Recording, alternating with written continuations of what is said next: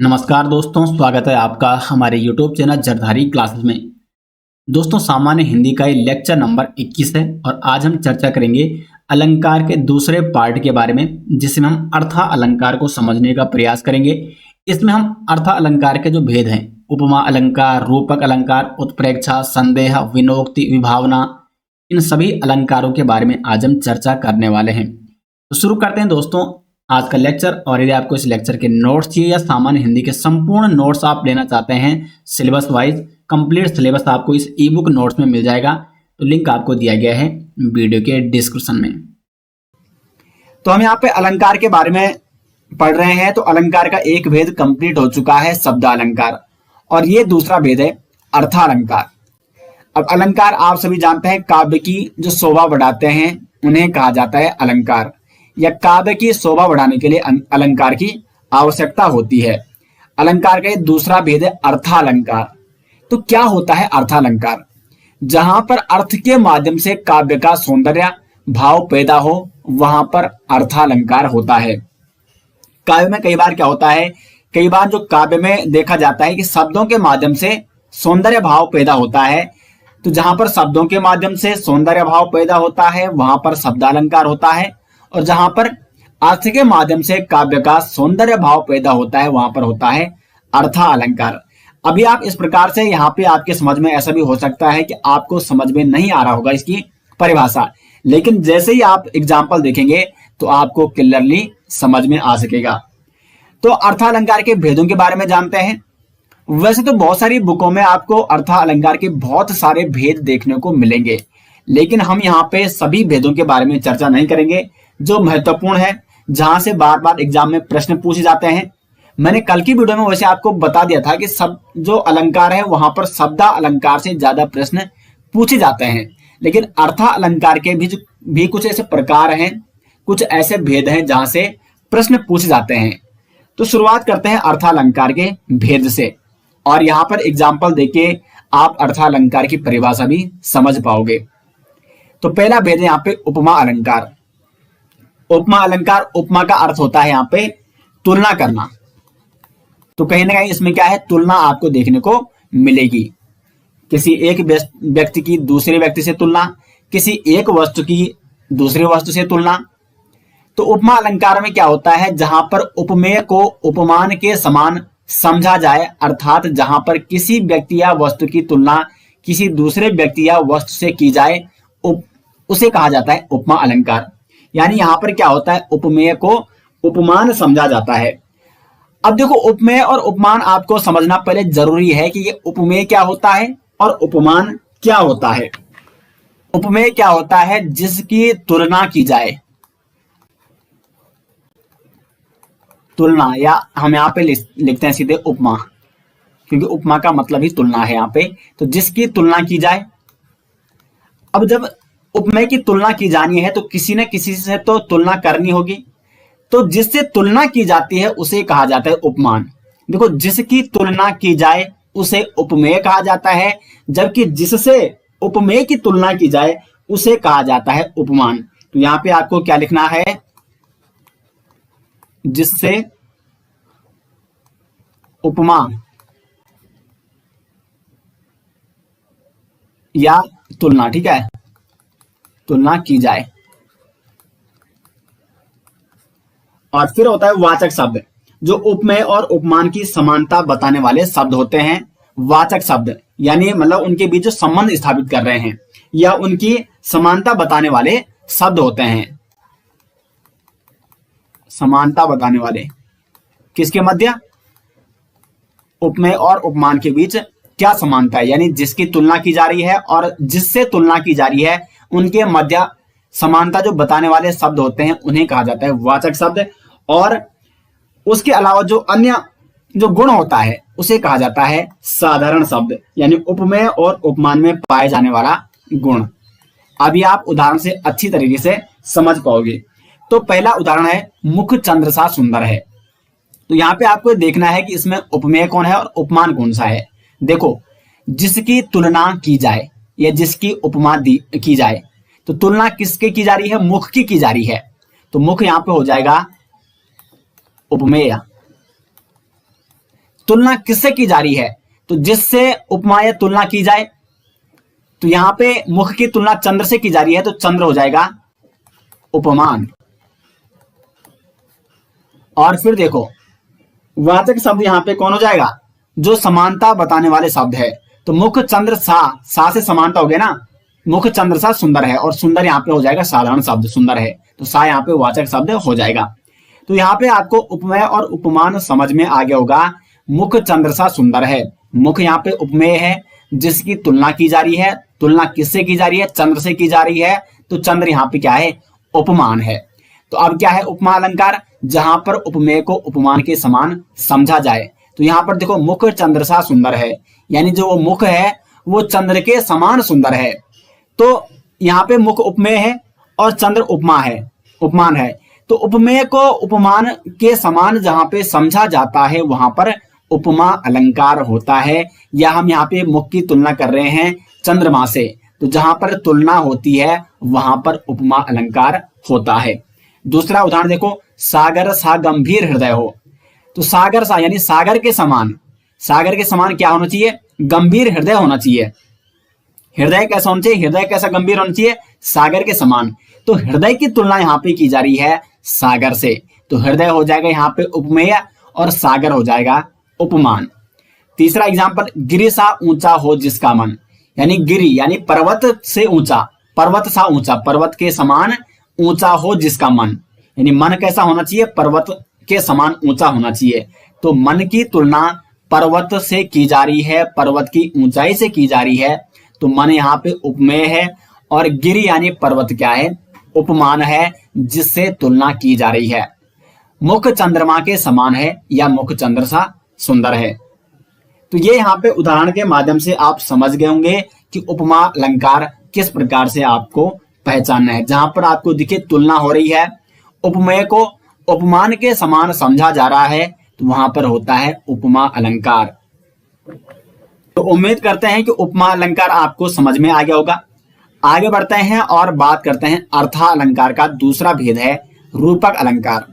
रूपक अलंकार में भी उपमा और उपमेय आपको ये ध्यान रखने होंगे। तो रूपक अलंकार क्या होता है, जहां पर उपमेय व उपमान में कोई भेद ना हो वहां रूपक अलंकार होता है। देखो यहां पर उपमेय यानी जिसकी तुलना की जाए, और उपमान जिससे तुलना की जाए, उनके मध्य कोई भी भेद नहीं होता है। तो जहां पर भेद नहीं होता यानी वो रूप में एक समान है।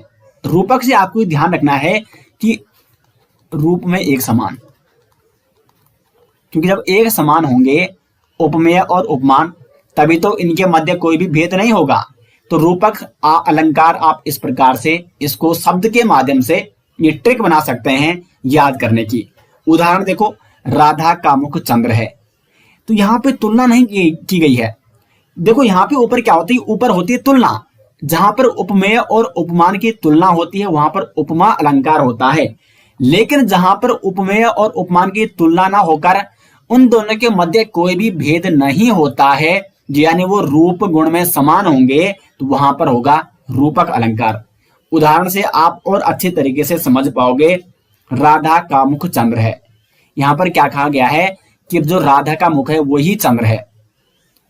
तो राधा का मुख चंद्र के समान नहीं है, बल्कि जैसा चंद्र है वैसे ही राधा का मुख है। आप शब्द का मतलब समझिए यहाँ पे कि राधा का जो मुख है वो कैसा है, चंद्र है। यहाँ पे तुलना नहीं की गई है, ऐसा नहीं लिखा गया यहाँ पे कि राधा का मुख चंद्र सा।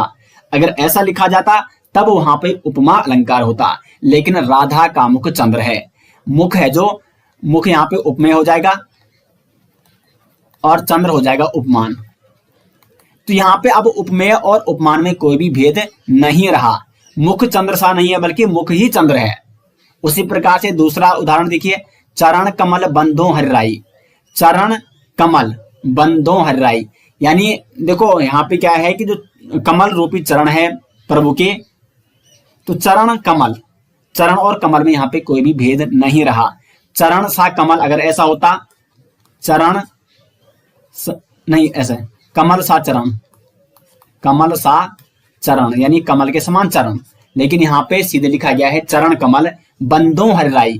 चरण कमल तो कमल को जो चरण है उसको यहाँ पे कमल की ही तरह माना गया है कि जितना कोमल कमल होता है उतने ही कोमल क्या है, चरण है, या जिस प्रकार कमल होता है उसी प्रकार से प्रभु के क्या है, चरण है। तो यहाँ पे तुलना ना होकर उपमेय और उपमान में कोई भी भेद नहीं है। यहाँ पे चरण यहाँ पे उपमेय है, जबकि कमल क्या है, उपमान है। तीसरा उदाहरण, मैया मैं तो चंद्र खिलौना ले हूं। तो चंद्र खिलौना, मैया मैं तो चंद्र खिलौना ले हूं। तो चंद्र खिलौना, जो खिलौना है वो कैसा चाहिए, चंद्र चाहिए, जैसे चंद्र है, चंद्र के समान नहीं बल्कि जैसा चंद्र है। देखो समान तो एक, आप यहाँ पे समझिए कि तुलना क्या होती है। तुलना तो हम किसी से भी कर सकते हैं, लेकिन जरूर नहीं कि वो वैसी की वैसी है। लेकिन यहाँ पे तुलना नहीं बल्कि जो खिलौना है वो चंद्र के ही समान है, बिल्कुल चंद्र के जैसा। बस इतना सा डिफरेंस है उपमा अलंकार और रूपक अलंकार में कि वहां पर सा का प्रयोग आपको अधिकांशतः देखने को मिलेगा। सा का मतलब उसके समान, यानी तुलना हो रही है, और यहाँ पर आपको सा का प्रयोग नहीं बल्कि सीधे उपमेय और उपमान लगभग साथ साथ देखने को मिलेंगे। देखो मुख चंद्र, चरण कमल, चंद्र खिलौना। तो यहाँ पर आपको क्या नहीं देखने को मिल रहा है, वाचक शब्द देखने को नहीं मिल रहा है। इतना सा मात्र अंतर है रूपक अलंकार में। तीसरा भेद है यहाँ पे अर्थ अलंकार का, वो है उत्प्रेक्षा अलंकार। इसमें भी आपको उपमेय और उपमान समझना होगा। उपमेय और उपमान अब तक आप भली भांति समझ चुके हैं। उपमेय जिसकी तुलना की जा रही है, और उपमान जिससे तुलना की जा रही है। या उपमेय कोई साधारण वस्तु हो सकती है, और उपमान कोई कीमती वस्तु या कीमती व्यक्ति, जिससे मतलब देखो जब भी तुलना होगी तो कोई अच्छा खासा व्यक्ति है, कोई विशेष व्यक्ति है, उसी से तुलना की जाएगी। या कोई विशेष वस्तु है, उसी से एक साधारण वस्तु की तुलना हो सकती है। तो उत्प्रेक्षा अलंकार में यहाँ पे क्या होता है, जहां पर उपमेय में उपमान की संभावना प्रकट की जाती है। तो यहाँ पर संभावना प्रकट की जाती है, और साथ ही साथ बोधक शब्द क्या होते हैं, मानो, मनु, मनहु, जानो, जनु और जनहु। इस प्रकार के बोधक शब्द यदि आते हैं तो वहां पर होगा उत्प्रेक्षा अलंकार। देखो किस प्रकार उदाहरण से आप समझेंगे अच्छी तरीके से। सोहत ओढ़े पीठ पट श्याम सलोने गात, मनहु नीलमणि शैल पर आतप पर्यो प्रभात। इसका अर्थ समझते हैं पहले।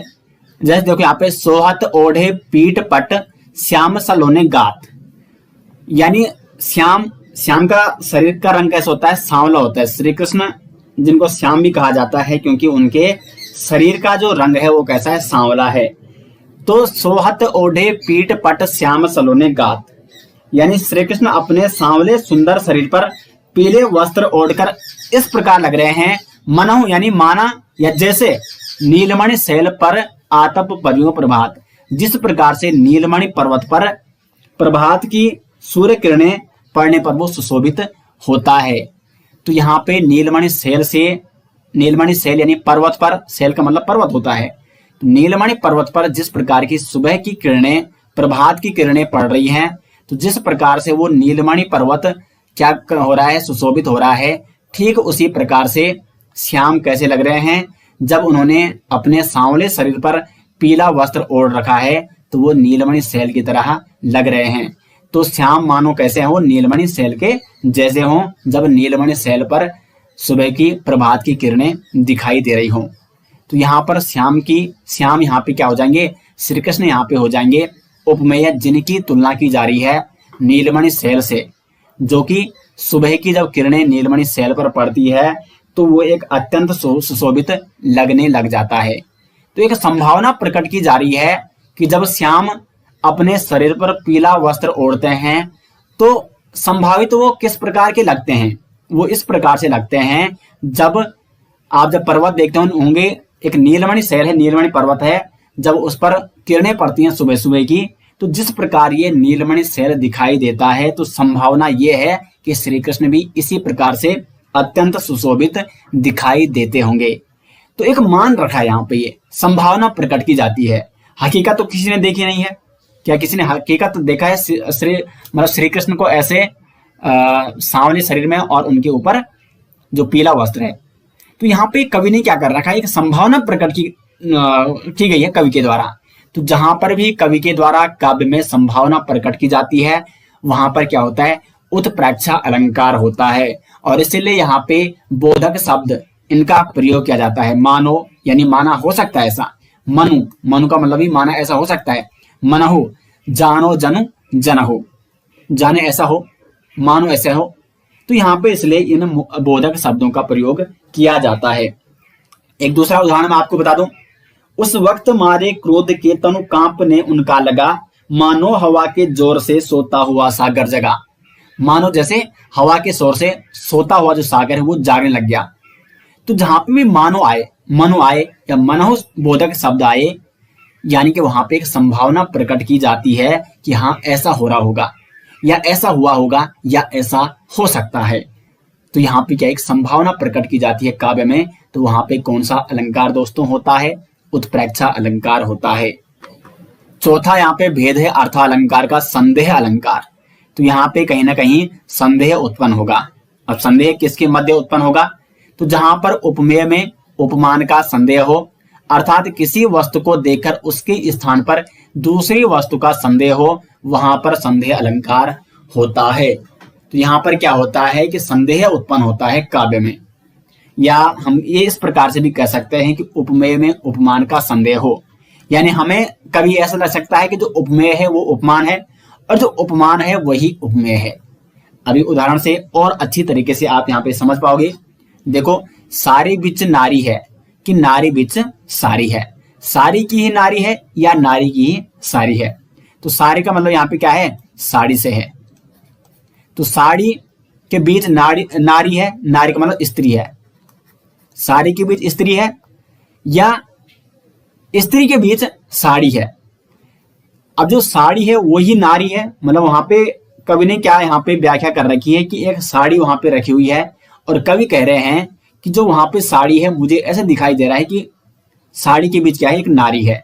लेकिन फिर कवि कहते हैं कि मुझे लग रहा है कि जो नारी है उसी के बीच साड़ी है। और फिर कवि कहते हैं कि साड़ी की ही नारी बनी हुई है, या जो नारी है यानी जो स्त्री है उसी की साड़ी बनी हुई है। तो साड़ी और नारी में यहाँ पे क्या एक संदेह उत्पन्न हो रहा है कवि को।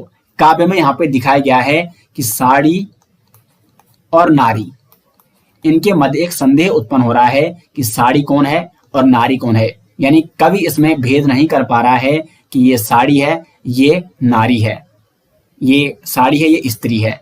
तो यहाँ पर कवि के मन में एक संदेह उत्पन्न हो चुका है, जिसको कवि ने अपने काव्य में यहाँ पे प्रस्तुत किया है। और यहाँ पे कौन सा अलंकार? ये फिर क्योंकि एक सौंदर्य भाव उत्पन्न हो रहा है यहाँ पे, तो जो सौंदर्य भाव उत्पन्न हो रहा है वो किस अलंकार के कारण उत्पन्न हो रहा है? वो हो रहा है संदेह अलंकार के कारण। क्योंकि संदेह उत्पन्न हो रहा है नारी और साड़ी में, साड़ी और नारी में। हमें साड़ी का पता चल रहा है कि साड़ी कहाँ है, साड़ी के ही बीच नारी है या नारी के बीच साड़ी है, सारी ही नारी है या नारी ही सारी है। तो उम्मीद करेंगे कि संदेह अलंकार भी इस उदाहरण के माध्यम से आपको अच्छे से समझ में आ गया होगा कि जहां पर एक वस्तु, मतलब जहां पे हमें यही पता नहीं चल रहा कि वो जो वस्तु है उसके स्थान पर दूसरी वस्तु है या दूसरे स्थान पर पहली वस्तु है। यानी दो वस्तुओं में या दो व्यक्तियों में हम भेद यहाँ पे नहीं कर पा रहे हैं, हमें दोनों के मध्य संदेह उत्पन्न हो रहा है। तो यहाँ पर होगा संदेह अलंकार। नेक्स्ट भेद है यहाँ पे पांचवा, प्रतीप अलंकार। प्रतीप अलंकार ठीक उपमा अलंकार का उल्टा होता है, उपमा अलंकार का उल्टा। यानी यहाँ पर उपमान यहाँ पर उपमेय बन जाता है। यानी उपमान जिससे तुलना की जाती है और उपमेय जिसकी तुलना की जाती है। तो उपमान यानी वो क्या हो, कुछ विशेष होगा, क्योंकि तुलना हमेशा उसी से होती है, उसी व्यक्ति से होती है, उसी वस्तु से होती है जिसमें कुछ विशेष होता है। ये मैंने आपको पहले ही बता दिया है। लेकिन यहाँ पर क्या होता है कि यहाँ पर जो उपमान है वो उपमेय बन जाता है और जो उपमेय है वो उपमान बन जाता है। यानी जो विशेष है उसकी तुलना एक साधारण से होती है। उदाहरण देखो, मुख सा चंद्र। तो जो चंद्र है, चंद्र तो बहुत खूबसूरत है, चांद तो बहुत खूबसूरत होता है। आपने कई शायरियां देखी होंगी, कई कविताएं देखी होंगी। चांद पे तो बहुत सारी शायरियां बनी है, बहुत सारी कविताएं भी बनी हुई है। तो यहाँ पे क्या लिखा गया है कि जो मुख है वो चंद्र सा है। यानी मुख कैसा है? नहीं सॉरी, मुख सा चंद्र है। यानी जो चंद्र है ये मुख के समान है, चंद्र मुख के समान है। तो चंद्र तो विशेष होता है, लेकिन चंद्र से भी विशेष यहाँ पे किसको दिखाया गया है? मुख को दिखाया गया है। जबकि हमेशा क्या होता है कि मुख होता है उपमेय, जिसकी तुलना हम चंद्र से करते हैं। लेकिन यहाँ पे चंद्र की तुलना की जा रही है मुख से कि चंद्र मुख के समान है। तो ये किसका उल्टा हो गया? उपमा अलंकार का बिल्कुल उल्टा हो गया, बिल्कुल अपोजिट हो गया है। चंद्र किसके समान हो गया? यहाँ पे मुख के समान हो गया, यानी किसी का जो मुख है वो चंद्र से भी बहुत ही ज्यादा विशेष है। दूसरा देखो, नेत्र के समान कमल। तो जो कमल है, देखो हमने कमल नयन आपने कई बार सुना होगा, यानी कमल के समान नयन। लेकिन यहाँ पे क्या है? नेत्र के समान कमल। तो कमल किसके समान है? नेत्र के समान है। तो कमल की तुलना किससे की जा रही है? नेत्र से की जा रही है, जबकि अधिकांशतः नेत्र की तुलना होती है कमल से, क्योंकि कमल तो विशेष है, नेत्र तो बहुत सारे मिलेंगे। तो कुछ कुछ नेत्र ऐसे होते हैं जो विशेष होते हैं, इसलिए उनकी तुलना कमल से की जाती है। लेकिन यहाँ पर ये नेत्र इतना विशेष हो गया है कि कमल की ही तुलना इससे करनी पड़ रही है। तो उपमा अलंकार का बिल्कुल यहाँ पे उल्टा हो जा रहा है, जहां पर उपमान यहाँ पर क्या बन जाता है? उपमेय बन जाता है। तो चंद्र और कमल हमेशा हम उपमान के रूप में लेते हैं, लेकिन अब हम इन्हीं को उपमेय के रूप में ले रहे हैं, और जहां पर हम उपमान को उपमेय के रूप में लेते हैं वहां पर प्रतीप अलंकार होता है। तो 5 अलंकार अच्छे से आपको समझ में आ गए होंगे दोस्तों। उसके बाद नेक्स्ट है अन्वयन अलंकार। यहां पर क्या होता है अन्वयन अलंकार में? जहां पर उपमान यानी जिससे तुलना की जाती है, उपमान की अनुपस्थिति, यानी यहां पर क्या होगा? उपमान नहीं होगा, यानी तुलना हमें किससे करनी है वो यहां पे दिया ही नहीं होगा। उपमान की अनुपस्थिति में उपमेय को ही उपमान माना जाए, अर्थात एक ही व्यक्ति या वस्तु को उपमान व उपमेय कहना। यानी तुलना के सिंपल सा यहाँ पे ये आपको ध्यान रखना है कि खुद से ही तुलना करना। तो जब जहां पर खुद से ही तुलना होती है, यानी जिसकी हम तुलना कर रहे हैं उसकी तुलना उसी से करना, तो वहां पे होगा अन्वयन अलंकार। क्योंकि तुलना किसकी होती है? उपमेय की। और यहाँ पे लिखा गया है कि उपमान की अनुपस्थिति होती है, तो अब जो उपमेय की तुलना होती है वो उसी उपमेय से की जाएगी, यानी उससे स्वयं से उसकी तुलना की जाएगी। तो जहां पर स्वयं से तुलना की जाएगी वहां पर होगा अन्वयन अलंकार। उदाहरण देखो, भारत के सम भारत है, यानी भारत के समान भारत है। तो देखो भारत यहां पे उपमेय था, और नहीं यहाँ पे क्या है? हाँ ये उपमान हो गया यहाँ पे, मतलब भारत की तुलना करें ना तो देखो भारत उपमेय था और भारत को ही हमने उपमान बना दिया, क्योंकि भारत की तुलना हम भारत से ही कर रहे हैं। तो जहां पर उपमेय और मतलब उपमेय ही यहाँ पे क्या कर देता है?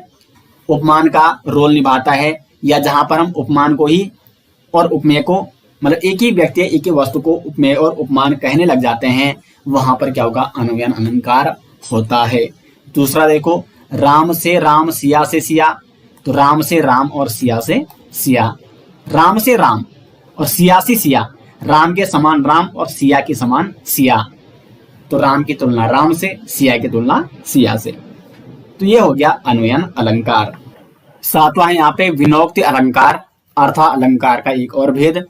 तो क्या होता है विनोक्ति अलंकार में? यदि कोई वस्तु या व्यक्ति किसी अन्य वस्तु या व्यक्ति के बिना अशोभन या शोभन बताई जाए तो वहां पर विनोक्ति अलंकार होता है। दोस्तों यहाँ पे मैंने सारी की सारी परिभाषाएं इसलिए लिख रखी हैं ताकि आपको एग्जाम्पल समझने में बड़ी ही आसानी हो सके। क्योंकि जब आप कई बार क्या होता है कि जैसे माना मैं बिना यहाँ पे जो ऊपर लिखे मैं आपको परिभाषा बता सकता था, लेकिन जब मैं उदाहरण पे जाऊंगा तो जरूर नहीं कि आपके दिमाग में वो परिभाषा हो। और अब आप यहाँ पे ऊपर इसको पढ़ सकते हैं और फिर नीचे इसको अपने आप ही क्या कर सकते हैं? इसका प्रयोग कर सकते हैं। तो इसलिए पूरा डिटेल्स आपके लिए यहाँ पे लिखा गया है। और वैसे इसके डिटेल्स नोट्स जो इसकी पीडीएफ है, लिंक आपको वीडियो के डिस्क्रिप्शन में मिल जाएगा, वहां से आप उसको डाउनलोड जरूर करें। तो उदाहरण क्या है इसका? विनोक्ति अलंकार का, बिना पुत्र सूना सदन, गत गुण सूनी देह, और वित्त बिना अब शून्य है, प्रियतमा बिना स्नेह। अर्थ देखो पहले, क्योंकि यहाँ पे अर्था अलंकार है ये, और अर्थ लगाना जरूरी है, तभी आप इसका मतलब समझ पाओगे। क्योंकि अर्थ पर ही वो क्या हो रही है? सौंदर्य उत्पन्न उसका हो रहा है। बिना पुत्र सूना सदन, यानी बिना पुत्र के घर क्या लगता है? सूना सूना लगता है। गत गुण सूनी देहा, गत यानी जीव के बिना, देहा यानी शरीर क्या लगता है, बिल्कुल सूना सूना लगता है। वित्त बिना अब शून्य है, वित्त का मतलब पैसा, रुपया, रुपये के बिना क्या है, सब शून्य है, कुछ नहीं है दुनिया में।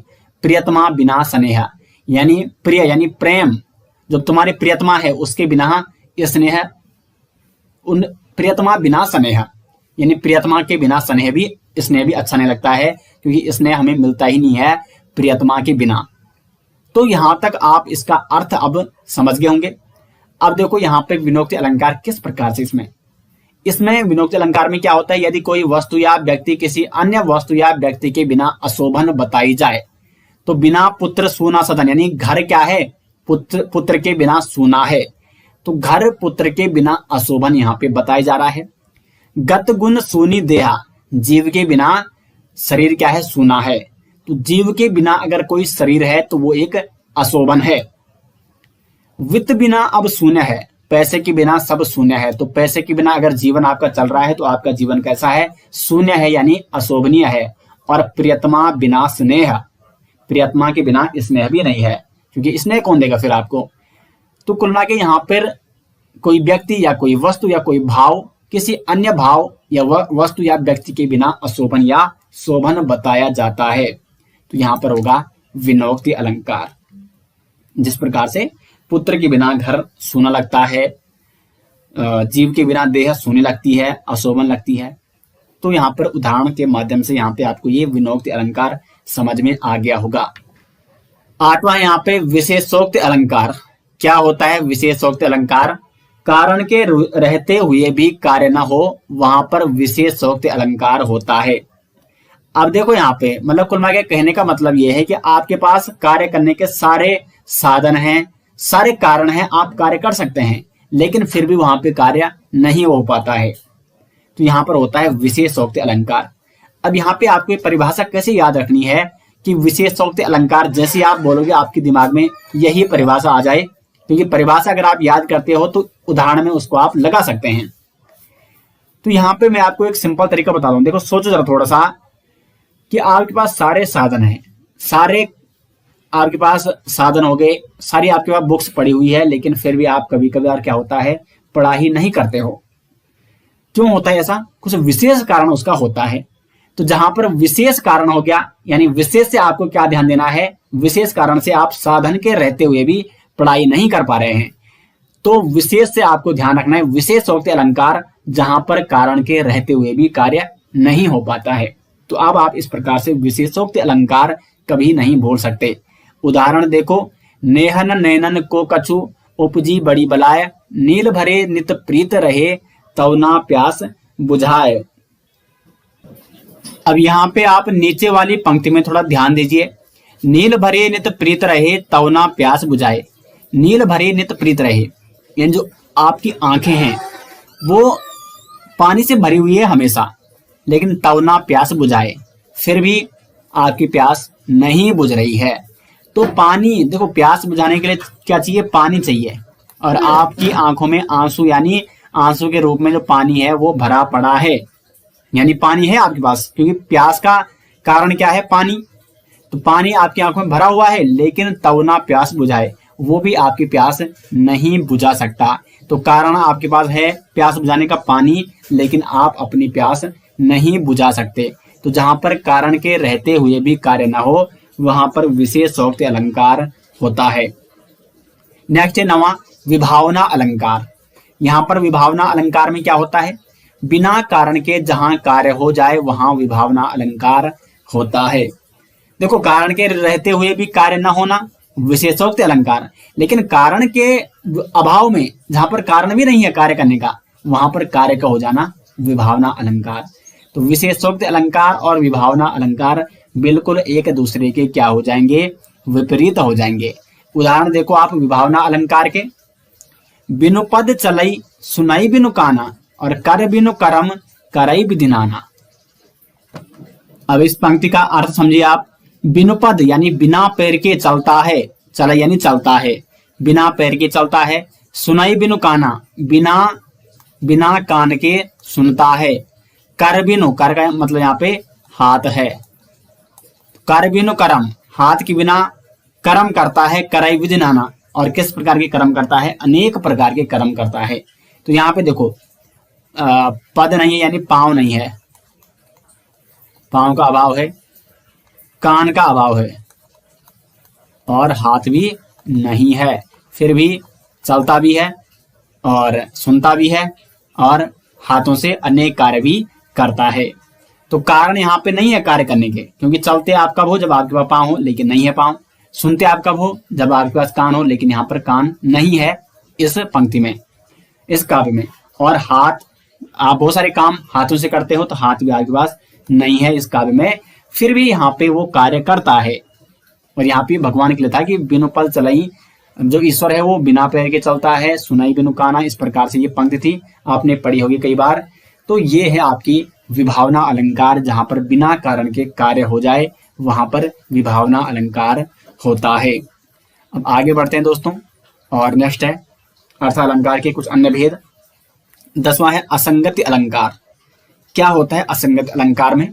जहां पर कारण कुछ और हो व कार्य कुछ और हो, वहां पर असंगति अलंकार होता है। तो नाम से ही आप यहाँ पे लगा सकते हैं असंगति वहां पे हो रही है, यानी कार्य कुछ और है और कारण कुछ और है।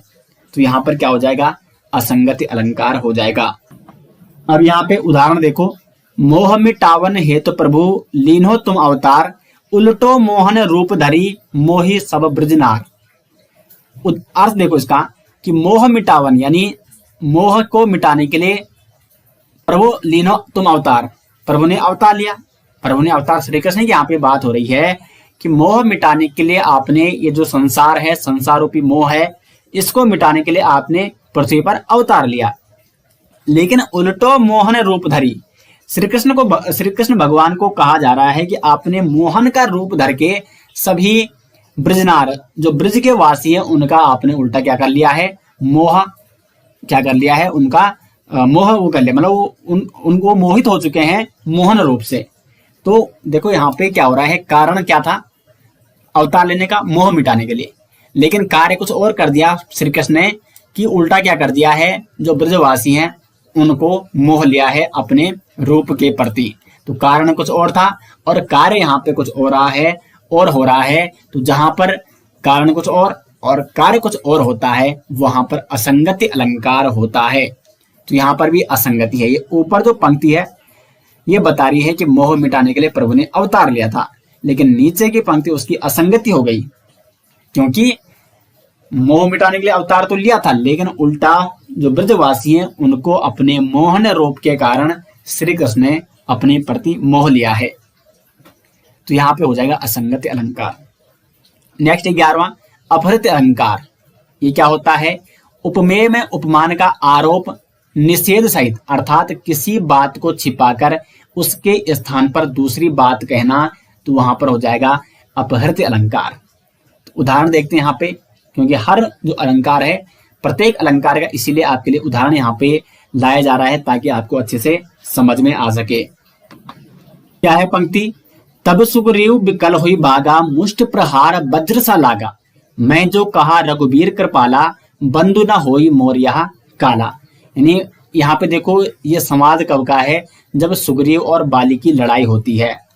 तो वहां पर जब सुग्रीव बाली के साथ पहली बार युद्ध करने जाता है श्री राम के कहने पर, क्योंकि श्री राम भी वहीं रहते हैं, तो पहले युद्ध में वो हार जाता है बुरी तरीके से, बाली की मार खाकर, और वहां से श्री राम के पास वापस लौट जाता है। तो फिर सुग्रीव कह रहे हैं श्री राम से कि तब सुग्रीव विकल हुई भागा, यानी सुग्रीव बाली की मार खाके, जब बाली ने उसको घायल कर दिया है तो घायल होकर भाग गया। मुष्टि प्रहार वज्र सा लगा, बाली की जो उसकी मुक्का लगी उसको, वो उसको वज्र के समान लगी है। मुष्टि प्रहार वज्र सा लगा, मैं जो कहा रघुबीर कृपाला, यानी हे प्रभु मैंने जो कहा था, बंधु ना होई मोर यह काला, यानी ये बाली मेरा भाई ना होकर ये मेरा क्या है? काल है। काला का मतलब यहाँ पे क्या है? काल से है, यानी ये बाली मेरा बंधु नहीं बल्कि मेरा काल है। तो यहाँ पर किसी बात को छिपाकर उसके स्थान पर दूसरी बात कहना, क्योंकि था तो भाई है, लेकिन भाई को छिपाकर वहां किस बात को आगे लाया जा रहा है? काल की बात को आगे लाया जा रहा है कि ये मेरा भाई नहीं है। देखो निषेध रहित, निषेध सहित, यहाँ पे क्या हो गया? निषेध सहित हो गया, यानी ये बंधु नहीं है मेरा, क्योंकि एक्चुअली में तो बालिश सुग्रीव का बंधु था, लेकिन सुग्रीव क्या कह रहा है कि ये मेरा बंधु नहीं है बल्कि ये मेरा काल है। तो देखो उपमेय में उपमान का आरोप लगाया जा रहा है।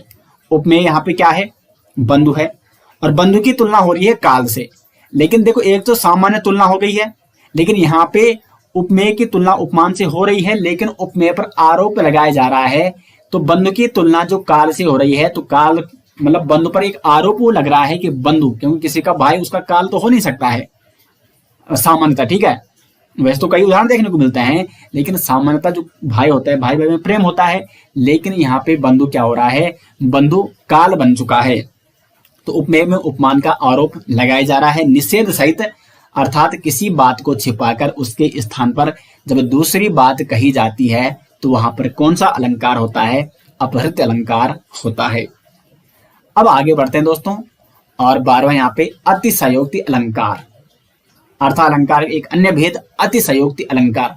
जब अति हो जाए कहीं, यानी कुछ ज्यादा ही बड़ा चढ़ाकर बात की जाए। बहुत सारे आपकी जान पहचान में होंगे, बहुत सारे व्यक्तियों से आप मिले होंगे, कई प्रकार के व्यक्ति होते हैं।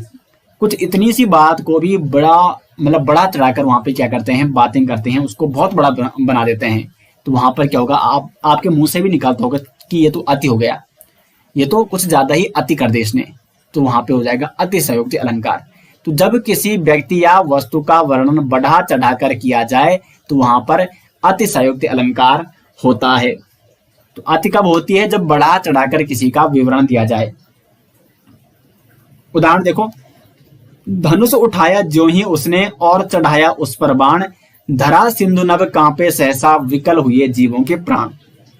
अर्थ क्या है इस पंक्ति का, कि धनुष उठाया ज्यों ही उसने चढ़ाया उस पर बाण, यानी जैसे ही धनुष उठाया और उस पर बाण चढ़ाया, तो अभी देखो बाण छोड़ा भी नहीं, प्रहार भी नहीं किया। धरा सिंधु नभ कांपे, धरा यानी धरती, सिंधु यानी समुद्र, नभ यानी आसमान, ये तीनों कांपने लग गए। सहसा विकल हुए जीवों के प्राण, और जो जीवों के प्राण हैं मतलब उनके प्राण में आफत आ गई है, उनके प्राण निकलने वाले हैं जीवों के, जबकि अभी बाण छोड़ा भी नहीं है, सिर्फ अभी क्या है, धनुष पर बाण चढ़ाया है। तो कुछ यहाँ पे हाँ, अब ऐसा हो सकता है कि बाण छोड़ लिया है तब कोई काम नहीं लग जाए, एक अलग बात है। लेकिन यहाँ पर क्या है, ये अतिशयोक्ति अलंकार हो जाएगा कि कुछ मतलब वर्णन किया जा रहा है, लेकिन वर्णन भी किस प्रकार का किया जा रहा है, कुछ ज्यादा ही बढ़ा चढ़ाकर वर्णन किया जा रहा है। और जहां पर बढ़ा चढ़ाकर वर्णन किया जाता है यानी अति की जाती है, वहां पर कौन सा अलंकार होता है दोस्तों, अतिशयोक्ति अलंकार होता है। तो यहाँ पे ये 12 भेद हमने अर्थालंकार के यहाँ पे पढ़े, क्योंकि यही महत्वपूर्ण थे। वैसे बहुत सारे भेद होते हैं अर्थालंकार के, लेकिन जहां से प्रश्न बार बार पूछे जाते हैं वो यही 12 अर्थालंकार के भेद हैं। तो उम्मीद करेंगे कि आपको काफी कुछ आज सीखने को मिला होगा, और अर्थालंकार के जो ये भेद हैं ये आपको समझ में आए होंगे।